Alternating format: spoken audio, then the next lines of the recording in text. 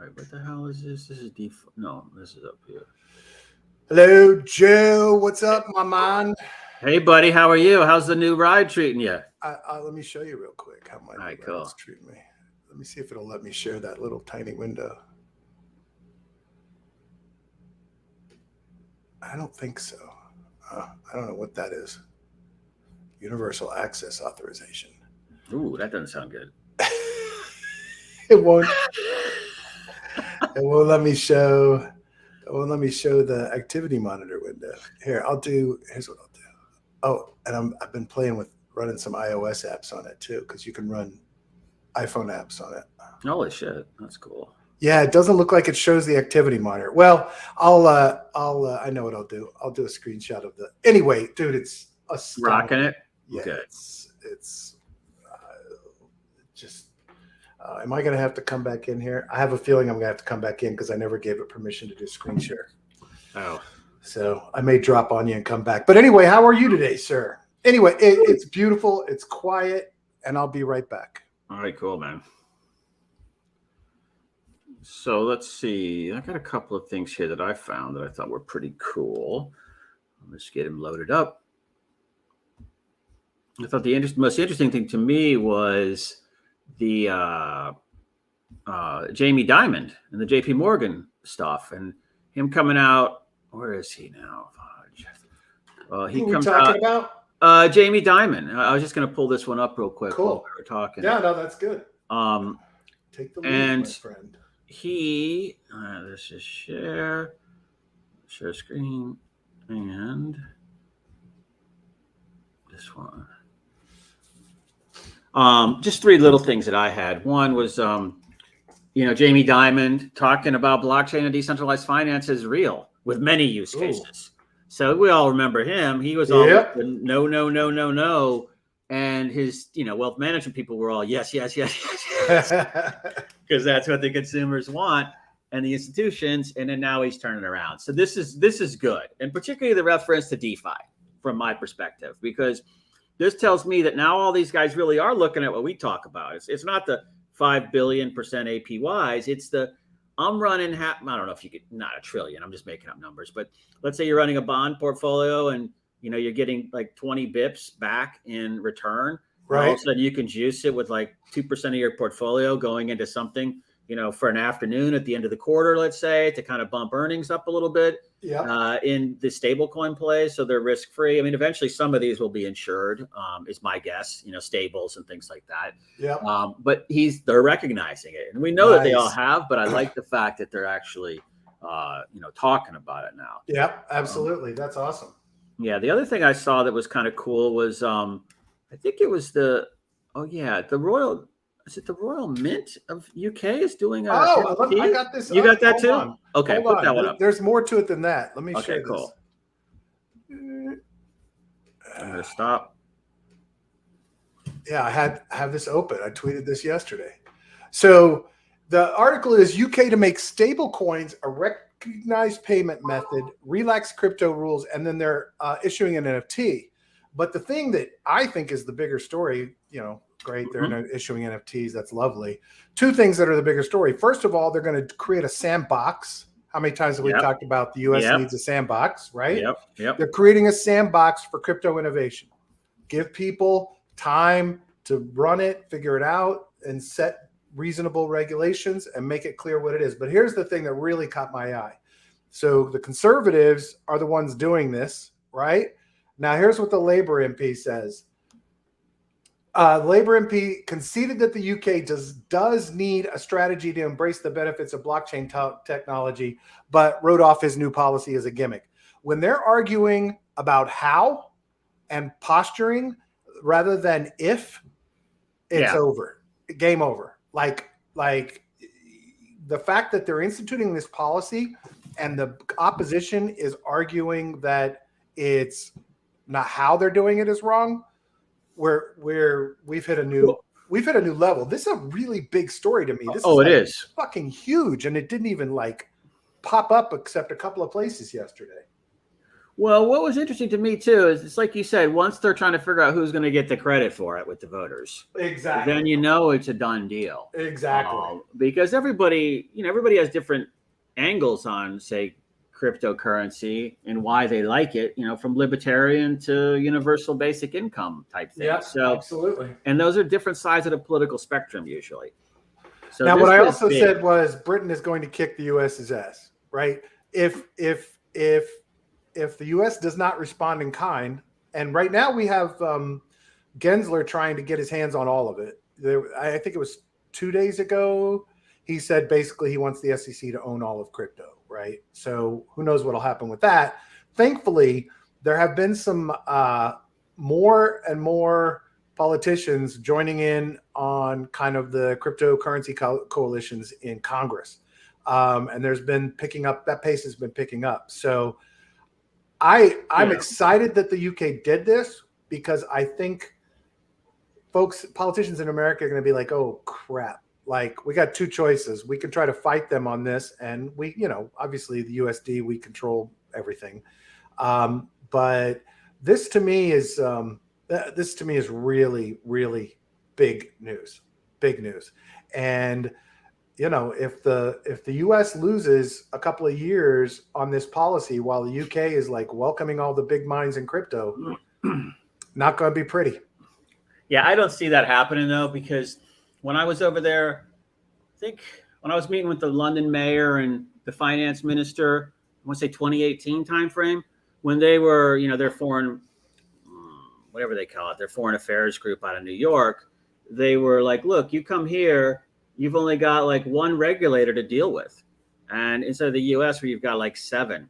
Right. So it's a one-stop shop. When you show up and you go meet the minister of finance and you sit down and have tea and talk about what you're doing, and they just evaluate you there on the spot if you're the type of person they want to do business with. Wow. So, but I don't, in all the talking, when I talk to the mayor and everybody else, they all are enthusiastic. But then when you think our regulatory stuff is a mess. Oh, I mean, they're just told they have no clue what. Yeah, but if they sandbox this thing, Joe, well, yeah, I agree. Different story. Like if we get a sandbox on this thing, that's big because then they don't have to deal with the normal red tape. I mean, I'm sure they'll have to deal with it in some way to make the sandbox function. But the fact that they're willing to like outwardly say it, issue an NFT and say, hey, stablecoins are cool for transactions, that's a big step. Yeah, I like it too. I mean, but also remember in a post-Brexit world, they're looking for a mission. Sure. The British. So they don't have the stuff they used to have. Yeah. Like the Empire and the best Navy and all of that. They still got a lot of people. They still got intelligence. They got a very multicultural society. And they're looking for something independent. I like the fact, if they were just the sandbox. Right. But it doesn't mean, I don't look at it always as either or zero sum with everybody else. That I look at, particularly for us, with our close relationship with the UK, there would be a lot of shared projects, a lot of cross the pond R&D. There would be all kinds of joint stuff going on. So I would look at it as kind of a cool way for us to stick our toe in that water, if that's what we're going to do, and then learn from those lessons, or somehow morph that into whatever we're trying to do. Yeah. But it's all very, very positive news. I completely agree with you 100%. All right. You had some more stuff? I only had one other thing. It was just a good article. Everybody needs to read on their own in CoinDesk. And it's about Jeff Kaufman. DAOs will own big brands. Nice. So it looks like a pretty... that's crazy because I was just thinking about this morning. I'm like we need something else to do. But I was thinking about it. I thought... I was listening to, I know what it was. A couple of weeks ago, we talked about Binance investing in fintech, right? Are you getting a flashing on your screen? That's why I turned it off. That's okay. Why I shared. I didn't know if I was like freaking out that it was on my new computer and I was going to lose my shit. Binance investing in fintech is really smart. But, imagine a DAO with the intent of acquiring or investing in a bunch of different fintech SaaS plays, right, in multiple countries around the world, so that you provide a gateway into really simple crypto to start, right? Little, buy and sell or pay your bill and convert your crypto, blah, blah, blah.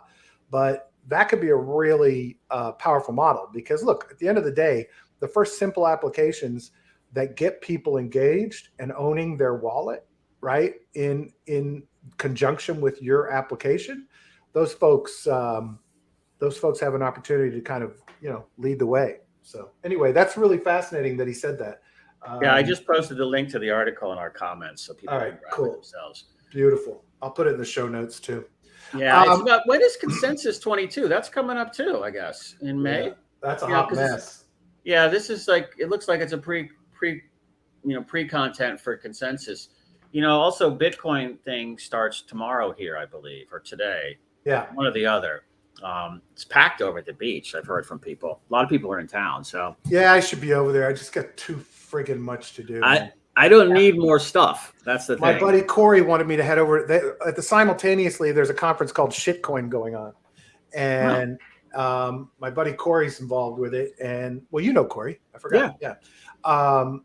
And he wanted me to come over, and I'm just like, I don't know how I do it. Maybe if it runs through the weekend, I might try to do it on Saturday or something. Yeah, I'm going to shoot over there. I mean, I'm not going to the conference because it just wears me out. Well, every Bitcoin conference I've ever been to is a bunch of Lambo idiots. So I think this one may be a little more serious than the norm has been in the past. But the ones I went to in the past here, I just was like, oh my God, I just wasted my friggin' time. If I had people, like Erica Rhodes, I may go try to meet for, a drink in the evening or something, but because she's in town for it. And there's plenty of people that I think I'd love to network with here, but you know what's going on. We got too much going on. Yeah, it's like anytime I go to they're like every month too. There's a conference every month, it seems like. And you go to it, and the follow-up for me, like on the emails and the messaging and the calls and the content and all of this, I mean, it takes like a week. Oh, yeah. And that's a week that I can't do my other stuff. Exactly. So but yeah, I'm probably shooting over there at 6 to go to this party thing. It's okay. Couple of ones. There's also a youth NFT one that one of my buddies is going to be at. I might go check it out. But then I sit here and I'm like, that's like a 25-minute drive. And I'm like, I could just stay here in the hammock under the mango tree, Yeah, and the beach refuses to let Metro Rail come over.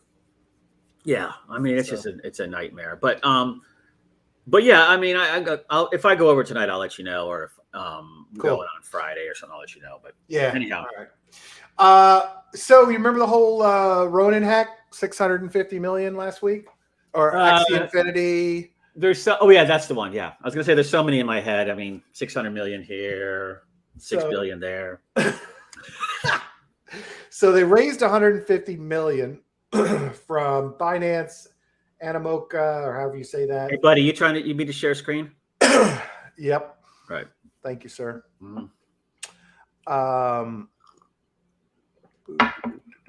Where am I? Here we go. So closed $150 million round, all of which will probably promptly go to people that lost their money, which is a good thing. I'm glad they raised the money to pay people back. The post from them says that 150 million plus some amount of funds in the treasury or whatever will go to pay everybody back. Interestingly, I don't know if Binance was a first round investor or something, but Binance, like CZ, did a whole quote for them. We believe in, Ronin and Axie Infinity. It's the future. They're the leaders, blah, blah, blah, blah, blah. But they gave a little more detail. You asked me last week how it happened. Yeah. Well, they gave a little more detail about it. It looks like it was a social engineering attack. So somebody gave up the fucking keys. A human hack, yeah. Yeah. So somebody got manipulated, gave up the keys, and drained it because they had not turned off the rights of that Axie Infinity took to make things go faster. And it was only a 5 out of 9 validator security system. So they've increased it from 5 to 21 validators, which, good thing. And they basically admit that I mean, this is what's interesting, the way they phrased it. Is this the right one? Hold on.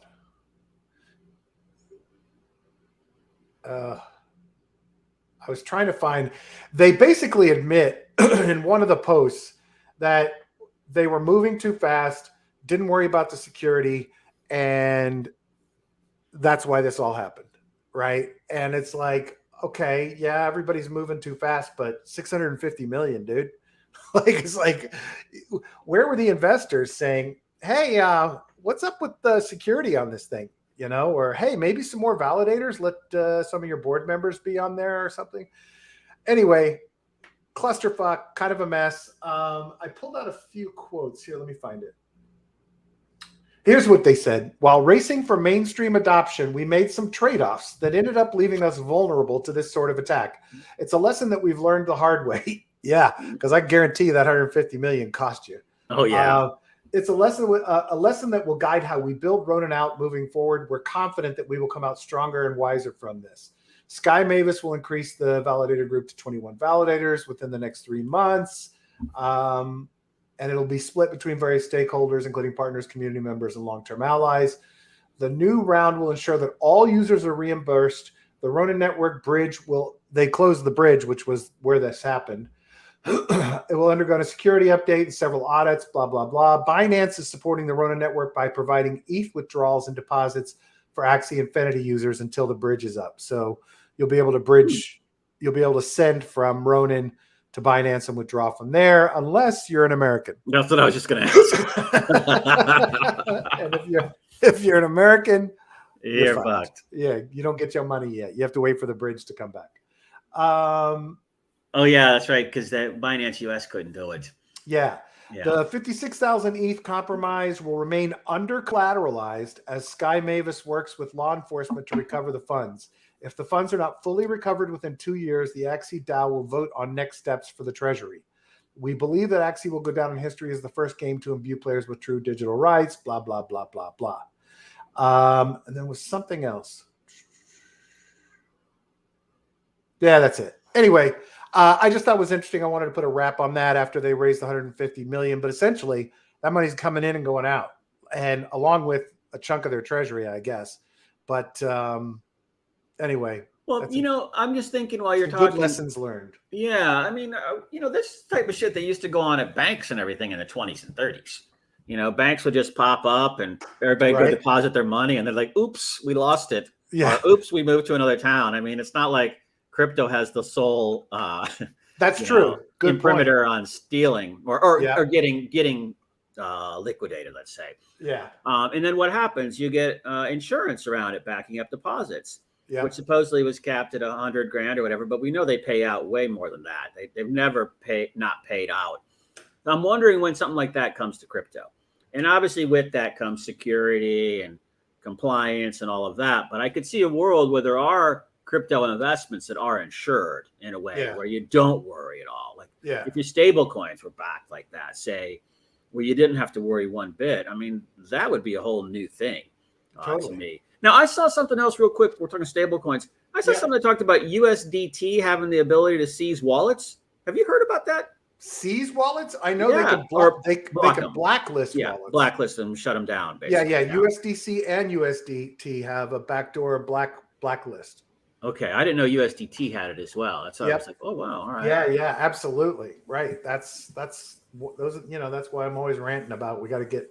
No, I know USDC because of their U.S. compliance. No, USDT does as well, but they don't adhere to U.S. compliance. That's what I was kind of surprised. I guess they did it to protect, not get renditions, protect hackers, have their own backdoor for when they do their exit strategy. When they buy a ride on Elon's next rocket, I don't know.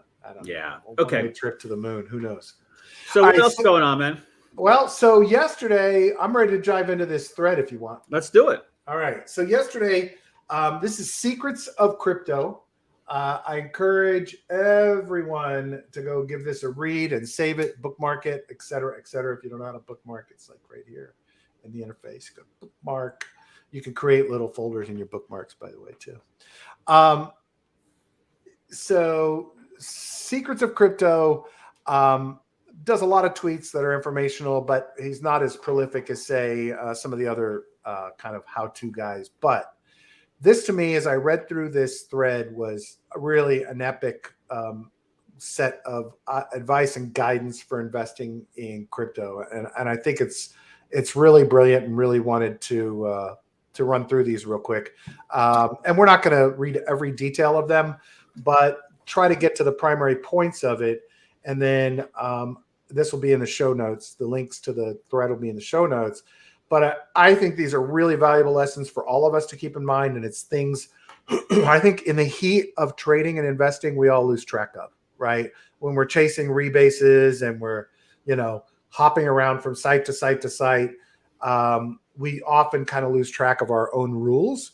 And this kind of guidance, to me, is a really good guidance. And this is not necessarily just DeFi advice. This is, crypto advice in general. And these, he talks about the lessons learned from, pre DeFi. So wait a minute. Let me. No, yeah, I was just reading through that. That's good. Get his summary. So he says, this is how successful multimillionaires were made in the previous 4-year cycle. Learn from our experiences.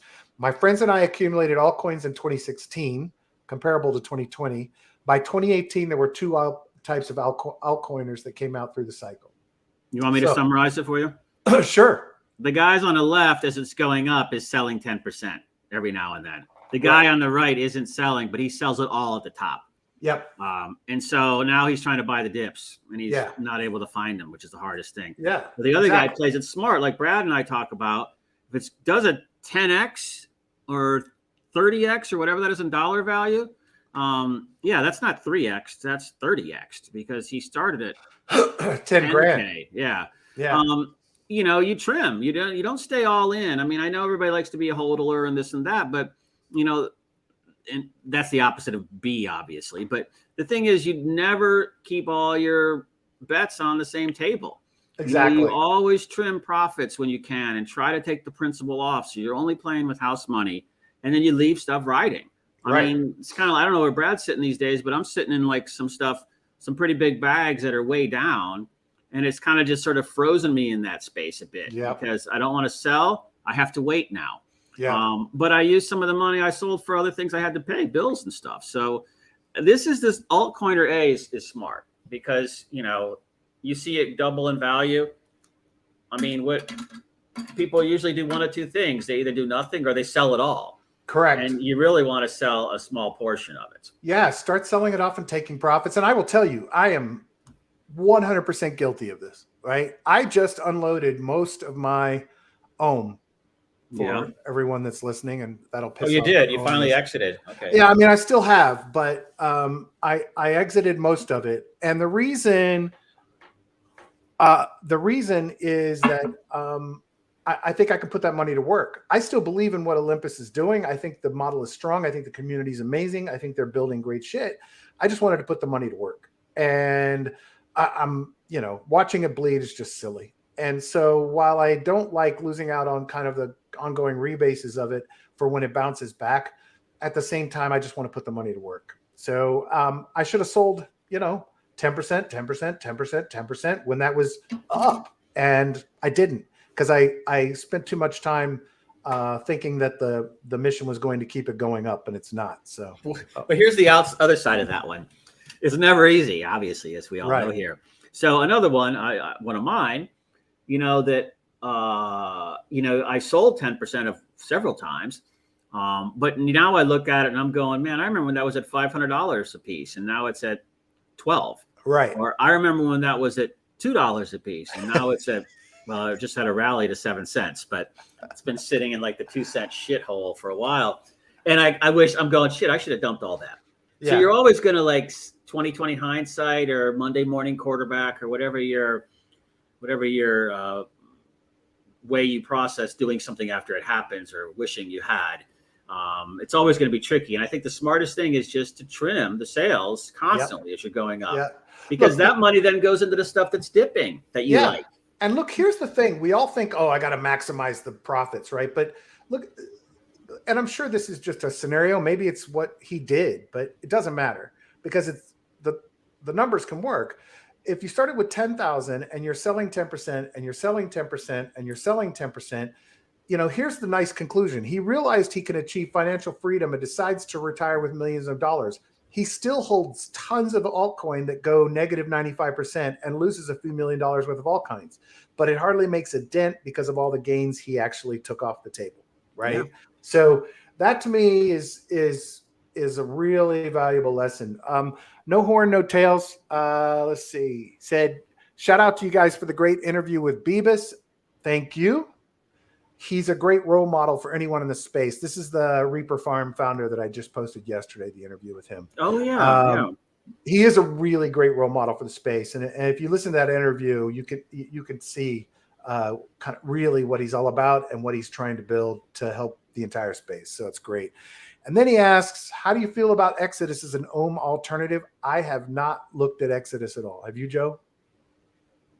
I mean, I know Exodus, the exchange. No. That's the wallet. I don't know. I mean, because we will have to look at it. Yeah. Hey, post a URL in the comments, please, sir, and we'll take a look at it maybe tomorrow. Thank you. The other thing I'll point out here with these two strategies is the guy on the right side, the guy who sold it all. Don't forget too, he had 290,000 in profit. He just coughed up 145,000 in taxes too.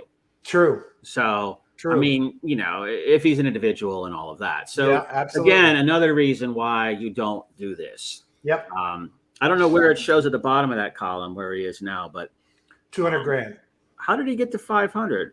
Oh, they go up, go down, up. Okay. Yeah. He's, they're basically giving him the benefit of it, but he doesn't sell, so he's just getting these increasing values, and then he started doing well on ICOs, and then everything tanked. Yeah, I was going to say that not many people are going, oh, yeah, I made it all in ICOs. Yeah.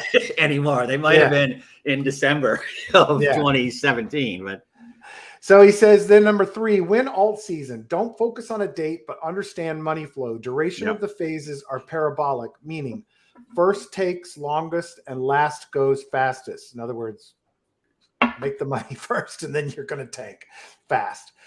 Phases overlap and can temporarily reverse. Prepare accordingly. So this is not like a rigid, this will happen, this will happen, this will happen. Shit's going to happen in between. Things are going to move about in between. But so he gives, let's see if there's any, it's usually triggered by the beat. Okay. All season is a function of the market due to new participants flooding into crypto around the same time.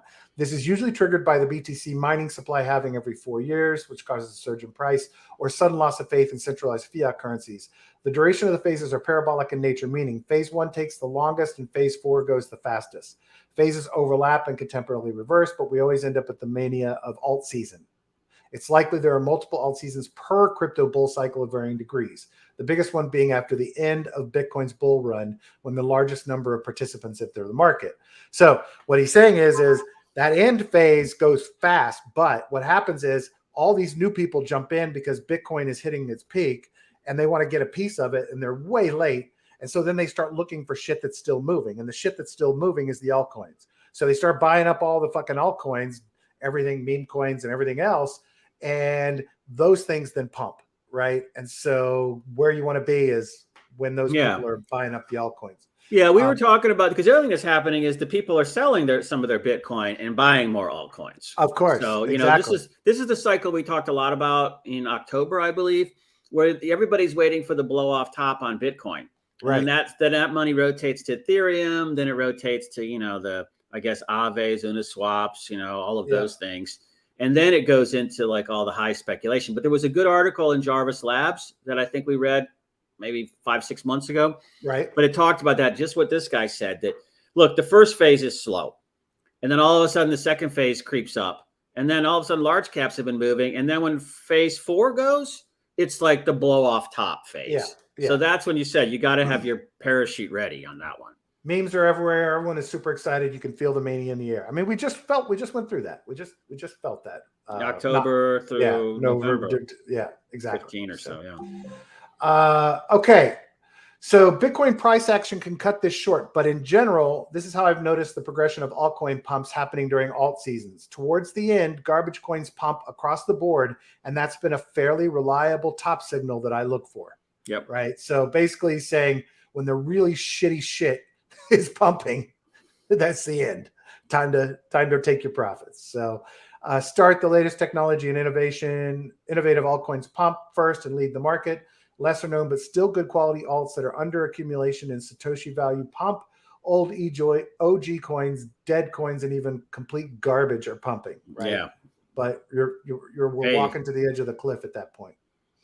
This was great. This chart I love. So dumb money versus smart money comparison. It's basically the first table that he did, but in a chart of how the flow of the market goes, right?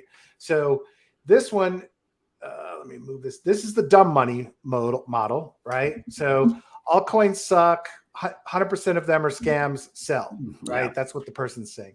This altcoin is going to be huge. I'm buying some, right? So they buy it and then it drops down more and they're disgruntled and they sell. It says, what? This altcoin is actually going up.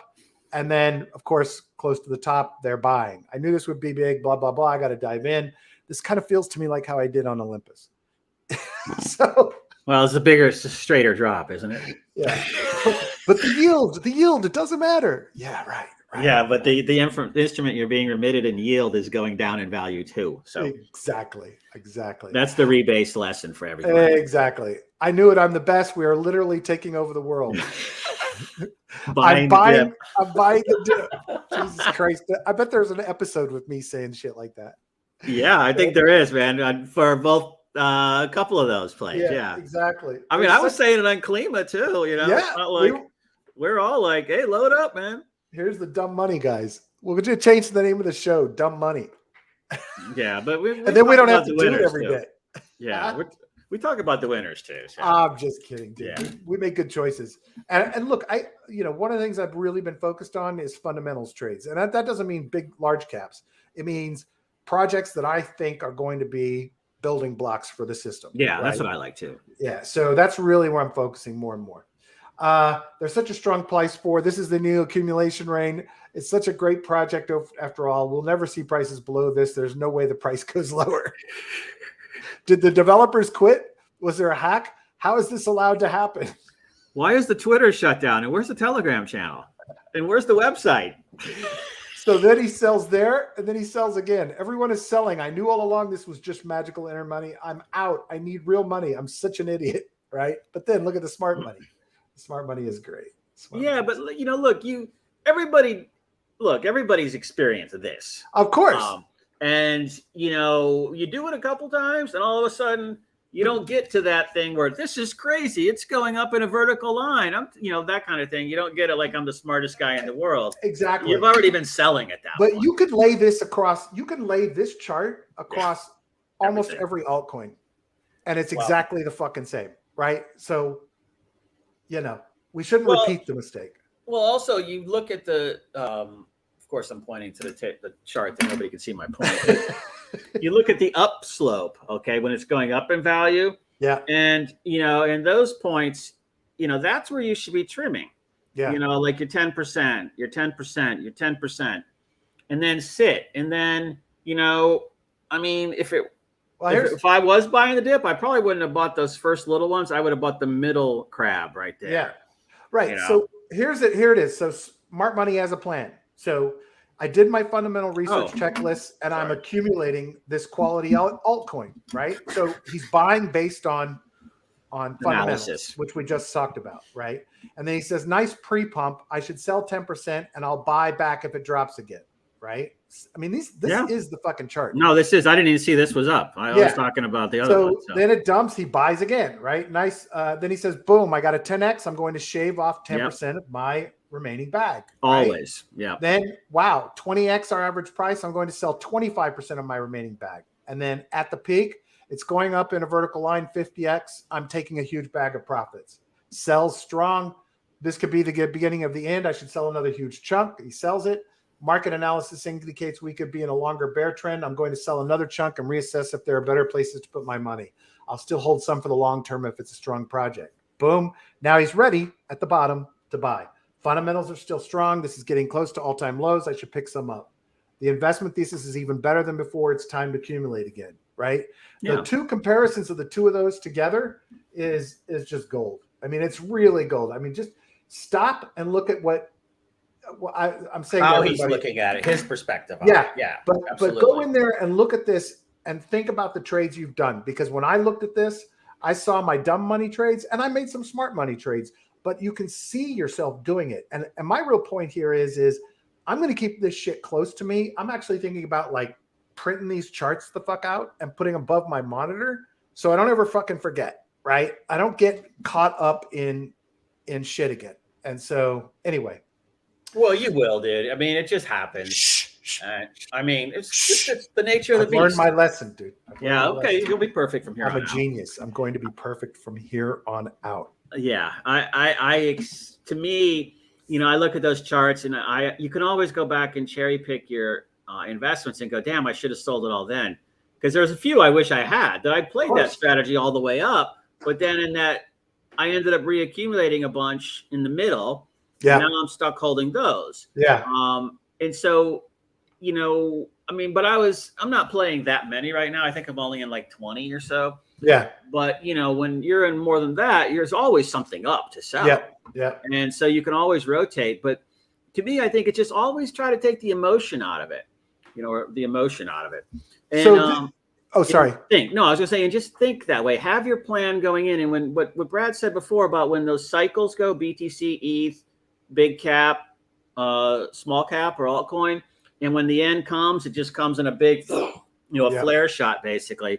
You have your plan ready before then. Like, know when you're selling 10% and when you're selling half or when you're buying, so that when this shit's all moving like crazy and emotions are going and you're like, I just made $1 million or I just lost $1 million, you know, you're clear-headed.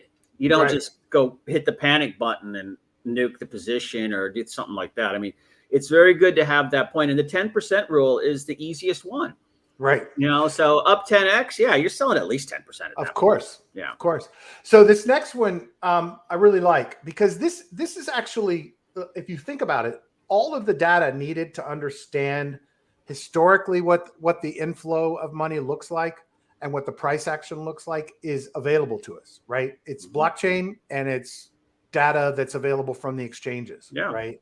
So what he says is, since alt season is a function of new participants flooding into the crypto market, you have to understand the flow of the crowd. The best way to play the cycle is to be step one ahead of the crowd, as demonstrated in this graphic, right? So step one, in the midst of the bear market, no one wants Bitcoin. Accumulate BTC with dollars. Number two, when Bitcoin makes a parabolic move, the crowd floods into BTC. Altcoins go down significantly in Satoshi value. Accumulate altcoins with the BTC that you bought for cheap in step one, right? Makes sense. Yeah. Number three, after Bitcoin stops going up and consolidates, the crowd moves into the altcoins. Sell altcoins for BTC during alt season, right? So you stack the altcoins. Everybody dives in. That's after Bitcoin slows down because they want to find something to make money on. They buy the altcoins up, and you can sell. When we can loop back here while Bitcoin makes another leg up and have multiple alt seasons. So come back around, whatever. On the final alt season in 3B, we don't loop back. Many of your no-coiner friends are asking about Bitcoin. The entire herd is here. Like, when everybody's asking, you know. That's when you get. When your wealthy neighbor who's 93 years old is asking you how to buy Bitcoin, guess what? Number four, the rate of new participants to the market has slowed down significantly. Bitcoin has a blow off top and the bear market is starting. Sell Bitcoin to dollars, but hold some Bitcoin forever. This is like gold right here. And here's what I'd love to do. I'd love to create an indicator, like a longer term indicator that takes the market data, right? Shows average amounts on exchanges, average numbers of wallets, average flows into dexes, average, and then you can start seeing what's happening in advance of it. But anyway, this is a really good thing to follow. There's some really good indicators there of, kind of getting a feel of when it's happening. Yeah. Another thing I would say is that's one thing that a lot of people don't think enough about is more of the, when you're selling an appreciated asset, use those proceeds to buy a depreciated asset. Right. So like this point he makes in this tweet thread is that, BTC's up and then you're coming in buying the stuff that's down. A good, easy one in your portfolio is that, you got 20 things going on. You look at them. When you're trimming one that's up, you always take it and deploy some portion of that into the one that's down. Yep. It is my play. Yeah, absolutely. But all of that, look at the ETH, the BTC ETH chart, and don't just look at BTC USDT, and don't just look at all the USDT charts against everything else. Look at the BTC one, and look at the bull, and then that helps you pick when the right time is. Because I'm trying to think, I remember the sell-off in May, the BTC but I don't remember the blow-off top in May. I thought that was like in April or something. I'm trying to pull up a chart here real quick to look. May had the massive dump. Wait, why am I want a year? I'm up. I got it up. You got it up? Okay, cool. It wasn't letting me into finance finally. Yeah, pull up like the monthly. You do a weekly. Yeah, there you go. Okay, that's good. Let's enough. go to weekly. I think it'll be easier to see. So these. All right. This I would assume, I see it more in the one back in May or whenever that one is. This is November 2021. What's the drop to the left? Way over. This one? That's May. Yeah. May what? May 17th. Okay. I just was trying to remember when BTC really took the That's the big hit. Okay. Yeah. All right. And then this is COVID. Oh no. Duh. Wrong year. Let's see. We're looking at a 1 year This is chart? the COVID dump right there. Okay. Right. And then this makes me hurt. And so what's the peak day there on the right, the highest point? What was the all-time high? Was that November 15th? 15th. Okay. November 8th to the 15th. November 8th and 15th is where that was the top. We're actually looking at a pretty good spot when you look at this chart. Yeah. When you zoom out, zoom out helps. If nothing else, zoom out helps you emotionally. Yeah. It's like we're sitting right there on the moving averages, and it looks like we got all these different like higher lows or lower lows or whatever the hell you call them. Yeah. These lines down here that are the support. Yeah. Yeah, look, it held that line. It held to 36, it looks like, pretty well. Yeah. Funny, you're moving the cursor and I'm moving mine. And so But yeah, so you could see where the one thing that confuses me is that, a lot of this stuff is written up as if Ethereum's an altcoin. And I just think it's different now. I don't see it there because everybody says buy alts from the 95% off. Well, there's a lot of stuff on sale for you right now. Yeah. But just don't buy the shitty alts. Yeah. So. Well, speaking of shitty alts, this is his next step, altcoin research checklist, right? And he says this is available on CoinGecko, on the web, etc. And I'm not going to go through all these because it's too much. Yeah. But great set of questions. And frankly, for me, I really like to focus on, are they building things that other projects will use? Are they doing it composable? Are they aggressively pursuing partners, right? I want the teams like the fucking Sam Kazemians of the world, who he doesn't let a week go by, much less probably a day go by without announcing a fucking partnership. Like everywhere, always partnerships. That is the driving force besides community of all of DeFi. So those are the things I look for, but I want like strong fundamentals, building blocks. I like a really big vision, like Sam, like I want to take over the world kind of stuff. But anyway, this is a great checklist. So like I said, I'll post the tweet thread in the link. He says it's important to be diversified in the most pumpable narratives in crypto. Different narratives often pump at different times and gains can be compounded for exponential profits. Multiple narratives increase a project's pumpability, right? So most pumpable narratives in crypto in DeFi, automated market maker, decentralized exchange, lending, borrowing, yield farming, aggregators, derivatives, insurance, etc. And then around DeFi, Polkadot ecosystem. I haven't looked at this one closely. NFTs, data, privacy, identity, enterprise, payment processor, supply chain, e-commerce, gaming, Oracle, scaling, ETH killers. So basically, I think if you're the more of these a project hits in this circle, his argument is that that's a better narrative. Can you pop that back? Okay, yeah, I just want to look at that for a second again. Oh, just to scroll down a tiny bit. And scaling enterprise. What's those two? Oh, gaming and oracles. Okay. Yeah.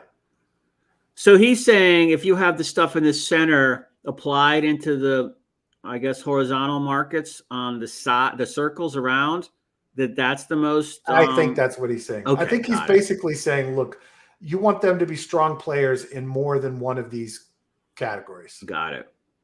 In order for it to be pumpable, as he calls it. Enterprise. I'm surprised to see that big of a circle for enterprise. Wow. He said, I get a lot of questions about how to sell alts and what to do with the profits. The answer depends on where we are in the market cycle, illustrated by the graphic below. Compounding gains turn small initial investments into life-changing wealth. So, number one, portfolio of altcoin bags. There's all your altcoins.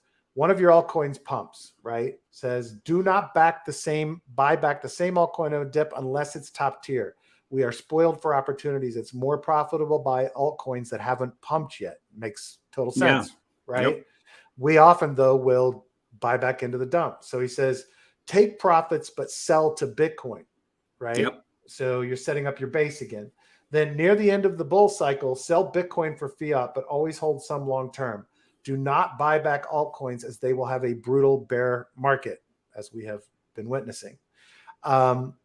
Buy undumped altcoin. If we are still in the bull run for crypto, use some profits to buy more bags that haven't pumped yet, right? So if the bull run's still happening, take some of the funds and buy back in to the ones that haven't pumped yet, and then you're back in the cycle again.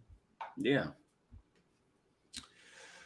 All right. Influencers refer to altcoins in their USD value because it makes them look better while Bitcoin outperforms. If your altcoin is not outperforming Bitcoin, I love this. There's no point in being invested, right? Why buy an altcoin that can't outperform Bitcoin when you can just fucking buy Bitcoin and watch it run, right? It's less hassle. Exactly. Less scary, less emotional, less stressful. One thing to keep track of. Yeah. Exactly. That's why the maxis are the maxis. They're the simple-minded guys. They can't handle. They can't handle the stress. Jack Nicholson. Exactly. You can't handle the whatever that was. What was the truth? You can't handle the truth. That's right. You can't handle the truth. So BTC value versus USD value. Altcoiner buys one BTC worth of altcoin at $2. Altcoin is now worth $2.40, and Altcoiner thinks he's doing well. His favorite influencer says we're up 20% since talking about it. What really happened is the altcoiner has lost 60% of his BTC. He only has 0.4 BTC left. That's a great little chart, right? Basically saying, look, you converted to USD out of your Bitcoin. You bought the altcoin. The altcoin went up, but you have less Bitcoin for the next run up. So so he should be looking at that BTC altcoin chart. Yeah, exactly. Aim to sell most of your position in the top third of the cycle. Analyzing the previous two cycles, you only had approximately 40 days to sell in this area. Both times it took place around the new year. To maximize gains, you want to be averaging out the heaviest in this 40-day period, right? So get that, and he's absolutely right in those two runs. This was, he posted this in 2021. Actually, when did May of 2021. Yeah, right before it tanked last year. Yeah, he posted this 15 days before the massive dump. 16 days. But he shows that like you got 40 days to unload, right? I mean, that's bottom line of this. You got 40 days, so be on the lookout. Listen to the other things in the math above. In the below analysis of the two main alt seasons of 2017, 2018, the brighter yellow, the more altcoin tops were occurring. Interesting, 2/3 of alts had their all-time high in SAT value in the first alt season. In both alt seasons, BTC had done a 10x and ETH was making a parabolic move in SATs. I'm not going to run through all that. We're about to. I mean, everybody has the thread too, so you're covering it good. There was always someone trying to steal your crypto. There are many layers of protection. This is just make sure you have a safe infrastructure for investing. Cold hardware wallets, the whole bit. VPNs, et cetera, et cetera. So anyway, that's a good summary there. Thank you, Secrets of Crypto. Really, really, really appreciate this this awesome thread. I'm going to post it up in the notes. But really, he makes a really good VPN point in that last one you showed. To always make sure you use a trusted open source VPN. Yeah, because people Brad and I can set up a VPN. Of course. And all of a sudden, we're just snooping all your traffic. Well, and there is an alternative, and that alternative is if you go to DigitalOcean, you can actually spin up your own VPN server. You just click a button, it spins it up for you. It gives you the IP addresses and shows you which open source software client to use. And now you've got your own VPN server. That's like Vulture in Singapore, one of those type things. DigitalOcean, What jurisdiction is it in? It's a U.S. company, but they have servers all over the world. And and when you set it up, you turn the logging off or on.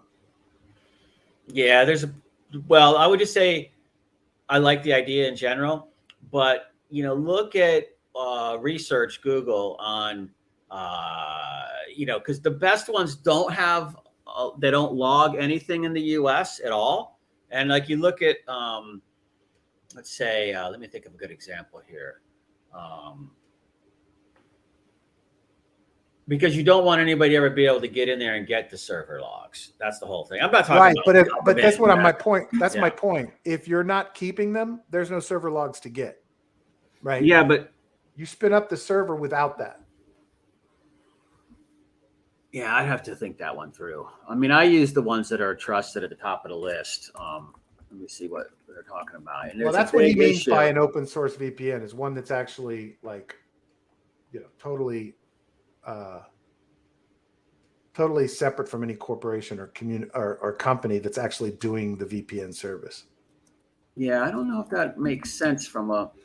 Let me see. Okay, you said Open Swan, or would you say Ocean or Open? DigitalOcean. It's a VPS company. I'm just looking at the 7 best open source VPN alternatives and just seeing what they're talking about.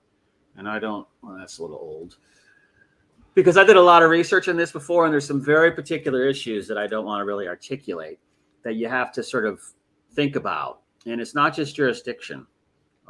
There's issues where, one, the VPN company can be bad. It can be compromised. There's also ways that... Right, but this is a VPN company is what I'm trying to tell you. It's a server you own. You're spinning up a virtual private server on DigitalOcean. And you set and control the settings for logging. There's no commercial entity that controls your VPN. It's yours. You own it. It's like if you were setting up a server for web hosting, right? That's the idea behind it. It's not a company offering it as a VPN. It's so more like a static IP VPN. It sounds like what you're talking about. Yes. Okay. So look, the issue to me is that I run through multiple servers. Okay, so I pick particular jurisdictions that have different privacy laws. So there's certain lead times on what people can do or not do coming in. And again, I'm just fucking running from the marketers. Okay, I'm not running from anybody else. But if you set up a static IP, it's stationary target. You're in a jurisdiction. You're stationary then. So the ones I don't want to say which one I use, but if you just Google, you'll probably be able to figure it out. You run through 4-hop VPNs through 4 different countries, or you run double hops through your own country, wherever you want. And then nobody knows where you are. Okay. Your IP address. If you're running static, they eventually can track it down. It's sort of my feeling. So I go with the ones that, if you just Google VPNs, look at the top of the list, the best ones, there's 3 or 4 there, and then look at what is good about each one, the comparison charts. And you'll see a few little wrinkles in there that you need to think about from a regulatory standpoint. And I'm talking, mainly from like if you're a dissident, and I'm not talking about, just protecting your laptop. I'm talking about if you're moving traffic, for groups that aren't like super supported by their central government. Sure. Just think countries, not the U.S. I'm thinking other countries. So, you have to be super, super careful how you do that. Now, I don't know if you set up your own, what that really means. I have seen some comparisons to that, but everybody do what they're going to do. I mean, I have different threat assessments for myself than other people have.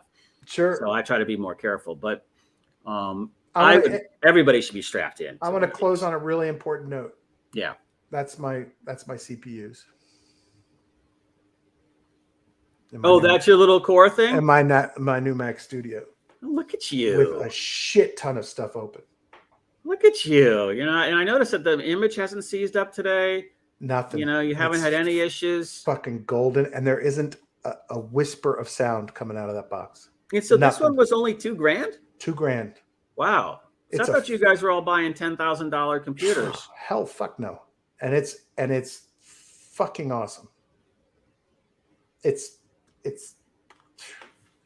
never in my life have I had this much computing power. Like never, ever. Yeah, that's cool, man. It's incredible for them. I mean, look, you have to have a monitor. It's a desktop machine, but it's, you know, here, I'll show you. It's you know, it's got, oh, I can't. Oh yeah, I can. Hold on. Hold on. That's it. Can you see it? Is it focused? That little tiny box? This little box. Oh, yeah. Weighs about 7 pounds. There you go. Yeah. It's now you can carry it around with you. Yeah, man. You know, when my VPN gets seized. When you put on a little backpack, so you can be one of the cool kids carrying around your little Mac. I just would have to carry a monitor too. Is the only problem. Yeah. Anyway, all right. Good stuff. I'm done. Man. Yeah, me too. Thank you, everybody, for listening, watching. We appreciate you. We love you. Everybody, zoom out. Everybody, remember the rules. Please, if you have any suggestions, feedback, ideas, and thoughts, you can message me at B05Crypto on Telegram and Twitter. If I did have somebody reach out on Twitter yesterday, Joe, and they want us to talk about some more NFT projects. So I know you're more into art than me, so that is your assignment. Well, I think we might have that one on Friday. Oh, that's right. We got it. We got it. Oh, but it's not art, but it's art. Yeah, it's art, but it's physical world. So I don't want to. Yeah, let's not disclose it. But yeah, but I mean, we should also probably look around for some other, you know, art-oriented, PFP-oriented NFT projects, because I know there are a lot of people that like. I just can't do the flipping thing on NFTs. It's just too fucking time-consuming, and I don't think I know what the fuck I'm doing in art. You would probably be very good at it. Yeah, has anything been selling? I haven't even been in OpenSea in a month. Look, there are new projects constantly. I see them all the time on my Twitter feed, but it's just so hard. Like, yeah, I don't really. I mean, look, to me. Well, I will tell you, if you look at Nansen, like Nansen has a free account now. They launched, and the way he found apes, bought 20 of them early, and was using his own tools. That project shows you, Nansen will show you what projects are picking up steam and what blue chip wallets are buying into projects, right? Well, that's cool, because it becomes a self-fulfilling prophecy. Exactly. So you see what they're saying is the cool stuff, and you try to find and similar to that, or buy when they say it's going to be cool, because everybody else is going to flood in. And then what does Nansen do? Nansen becomes the self-fulfilling prophecy, right? All the big guys subscribe to Nansen to find out what the fuck's being bought. They see the big guys buying, they go buy. Now they're on the list of wallets that are buying, and that just fucking pushes the hype up. Yeah. So that's, again, it gets like crowd mentality going. So but we'll find more NFTs. Again, I think the ones that look, what am I in? Searlight. Have you sold any of those Searlights yet? Oh, no. I don't think I've sold any either. I just don't want to move them over to layer one. It's just like, why? I'm just letting them sit. Well, I hope he's still staying relevant. Yeah. Because he was like nothing before Doki Doki. Exactly. And then he blew up. I mean, I think he had a following, but not quite as big. You're right. No, nothing is too much of a summary statement, dismissing. But the point is, he wasn't selling shit for 30 ETH. Back then. And he says it. I've seen him talk about it in the chat. But a lot of those guys ended up over on Foundation now, like Tokyo Love and Searlight and all of them. So Foundation is a pretty good NFT sort of platform to check out. The other one I just was reading again. What's the one that's doing all the wash trading? Is that Rary? No, that's not Rary. That's Looks Rare. Looks Rare. Oh, Looks Rare. Yeah. So you got to check which ones are doing which wash trading and stuff. But it doesn't really matter if you're selling it and getting paid. Who cares what they're doing around the market? I don't. But we'll come up with more for who was it who was asking about that? Hold on, I'll tell you. It was I should give him a shout out. Charles Goon. All right, Charles. Thanks, Charles. Appreciate you watching. Appreciate you listening. Appreciate you giving us feedback. We will. Yeah, we'll have a couple absolutely more projects for you, get but on that. show up on Friday because I'm pretty sure we're doing that live interview. Yeah. I don't think I'm going over to Bitcoin World, but they're all there. Or Bitcoin Miami, they're there. Yep. They made an announcement yesterday, so it's pretty friggin' cool. Yeah. And they have asked if they could come on Friday, but I haven't locked it down yet, so I'll take care of that after we get off. But anyhow, let's run because I got to later, dude. on. Have All a right, good man. one. Have fun Bye. with your toy. All right, buddy. Thanks. Talk to you.